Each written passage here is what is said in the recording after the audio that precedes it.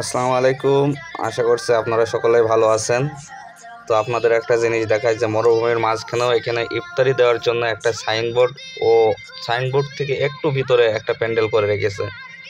আর সাইনবোর্ডে লেখা আছে যে আপনারা যারা রোজাদার আছেন অবশ্যই এখানে এসে ইফতারি করবেন।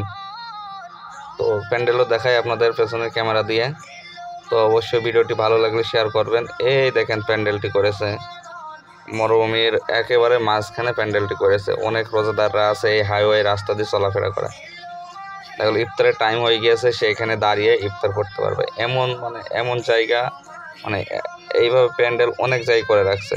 এই দেখেন আমার গাড়িটা এখানে দাঁড়িয়ে আমি ভিডিও করে দেখাচ্ছি আপনাদেরকে যে কেমন সৌদিরা রোজাদার ব্যক্তিদেরকে কেমন সম্মান করে, আপ্যায়ন করে।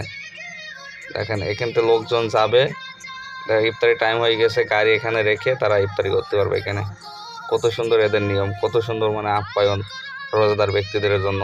এখানে সকলে আসতে পারবে। এখানে আজনবী বলেন, সৌদি বলেন, প্রবাসী বলেন, বাঙালি, পাকিস্তানি, ইন্ডিয়ান, সকলে এখানে এসে ইফতারি করতে পারবেন। কেউ কিচ্ছু বলবে না। এখানে একমাত্র রোজাদার ব্যক্তিরা এসে এখানে ইফতারি করতে পারবে।